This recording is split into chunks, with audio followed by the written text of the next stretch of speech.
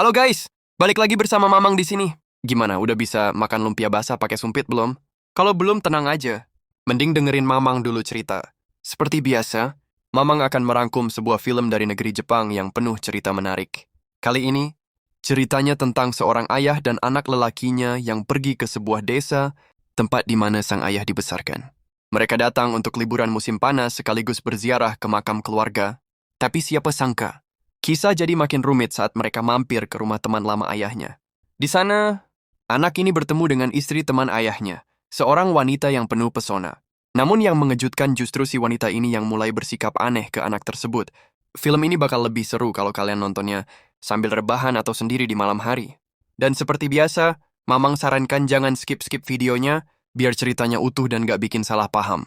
Jadi pasang dulu headset kalian, siapin posisi ternyaman dan tisu secukupnya kalau perlu, karena film akan segera dimulai dan inilah kisahnya.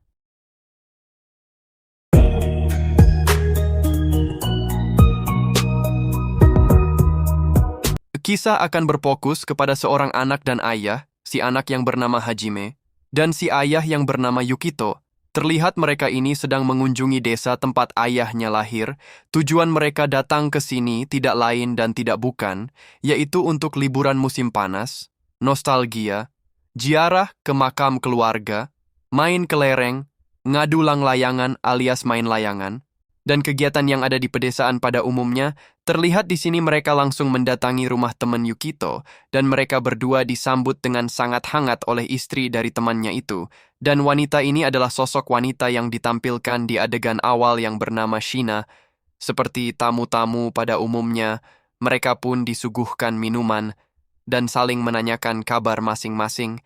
Tak lama datanglah sosok teman Yukito sekaligus suami dari Shina yang bernama Aji. Sungguh pertemuan kedua teman yang sangat epik. Entah apa yang dipikirkan oleh Yukito, dia malah mengajak teman lamanya itu untuk minum-minum, yang akan membuat mereka sangat tinggi. Dan Yukito pun menitipkan anaknya kepada Shina, dan meminta tolong agar anaknya itu diajarkan bahasa Inggris oleh Shina. シナ、英語教えてやつよ、こいつに。じゃあ、できます。 Dan mereka pun ditinggalkan berduaan. Shina bilang kepada Hajime bahwa dia jangan melihat sesuatu yang tidak pantas untuk dilihat. Dan Shina pun menceritakan kisah ayahnya di masa lalu.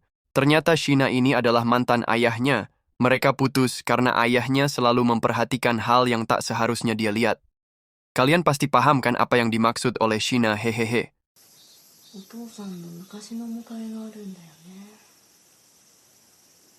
Singkat cerita, pada malam harinya Aji dan juga Yukito pulang, terlihat mereka berdua ini sudah dalam keadaan yang sangat tinggi. Yukito pun terus ngelantur dan bicara untung saja dulu Yukito tidak menikah dengan Shina. Karena Yukito ini emang suka banget, tinggi-tinggian kayak gini. Dan Yukito pun menanyakan keberadaan anaknya.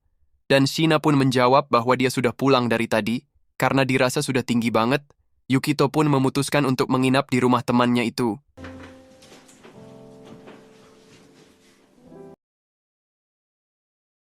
Pada siang harinya kita akan melihat Shina yang sedang menjemur surpet alias kasur karpet.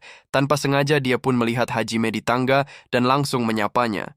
Di sini Shina pun memberitahu bahwa ayah Hajime sudah duluan pergi ke makam keluarga. Dan Hajime pun menjawab bahwa dia akan pergi besok saja. Dirasa sangat free. Shina pun mengajak Hajime untuk masuk dulu ke rumahnya untuk minum teh bersama. Dengan senang hati dia pun menuruti kemauan Shina. Di sini mereka pun saling mengobrol dan menanyakan masa lalu ayahnya kepada Shina. Dan Shina pun dengan sangat senang hati menceritakan kisahnya. Dulu sekali ayahnya Hajime itu berselingkuh darinya dan memilih untuk menikahi wanita lain. Lalu Hajime bertanya, apakah itu ibuku yang sekarang? Dan Shina pun menjawab iya. Pada saat Shina sedang patah hati karena sudah ditinggal nikah oleh pacarnya. Satu-satunya pria yang menghiburnya adalah suaminya saat ini. Dan mereka pun menikah. Di sini Hajime berargumen bahwa kalau ayahnya menikah dengan Shina, bahwa mungkin Hajime ini tidak akan lahir.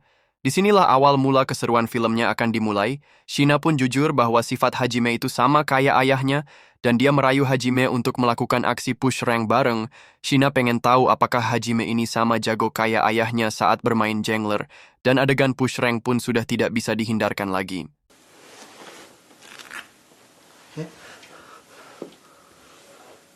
Pada malam harinya, kita akan melihat Hajime yang sangat gelisah. Entah apa yang dia rasakan. Dia terus saja memikirkan aksi push rank-nya bersama Shina. Mungkin dia main janglernya kurang rapih ya, makanya sampai kepikiran kayak gitu. Atau mungkin Shina main Angelanya sangat jago atau gimana.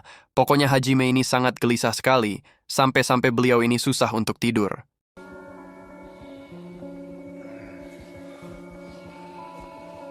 Di sini kita akan diperlihatkan mereka berempat yang sedang makan siang, entah ada acara apa mereka ini, dan yang pastinya Hajime dan ayahnya itu akan pulang ke kota besok sore. Mungkin kalau ayahnya tahu Hajime sering nge-push rank bersama Shina, mungkin Hajime tidak akan dibawa lagi ke kota dan membiarkan Hajime menetap aja di desa agar dia bisa terus mengembangkan bakatnya.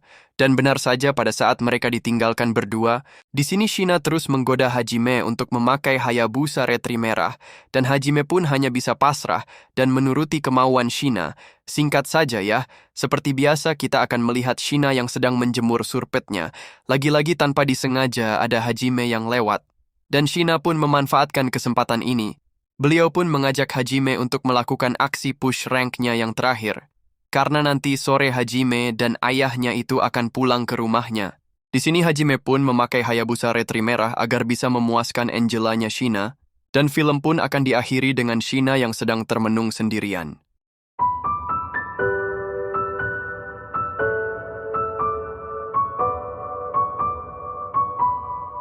Tamat, ending yang sangat mengharukan. Liburan musim panas pun akhirnya usai.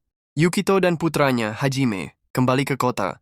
Mereka meninggalkan desa kecil itu, dengan kenangan yang tak akan pernah bisa dilupakan. Namun sekarang ada satu hati yang tertinggal, yaitu Shina, wanita yang diam-diam telah melibatkan perasaannya pada sesuatu yang tak seharusnya terjadi. Ia hanya bisa termenung di beranda rumahnya, menatap jalan setapak yang dulu dilewati Hajime, pria muda yang sempat mengisi ruang kosong di hatinya. Mungkin semuanya terasa salah, tapi bagi Shina dan Hajime, musim panas itu akan selalu menjadi kenangan yang sulit dihapus. Kenangan yang tak akan pernah bisa mereka ulang, meski hanya sekali saja. Pelajaran yang bisa kita ambil dari film ini adalah, perasaan kadang hadir di waktu dan tempat yang salah. Tidak semua yang terasa indah itu benar, dan tidak semua kedekatan harus diterjemahkan sebagai cinta. Hajime hanyalah remaja yang terseret dalam situasi yang terlalu rumit, sementara Shina adalah wanita dewasa yang sedang kehilangan arah. Dalam hidup kita harus pandai menempatkan hati. Karena jika tidak, kita akan mudah terjebak dalam hubungan yang hanya meninggalkan penyesalan. Jangan biarkan sesaat rasa menghancurkan segalanya. Kadang, yang terbaik adalah mengikhlaskan dan belajar memperbaiki diri.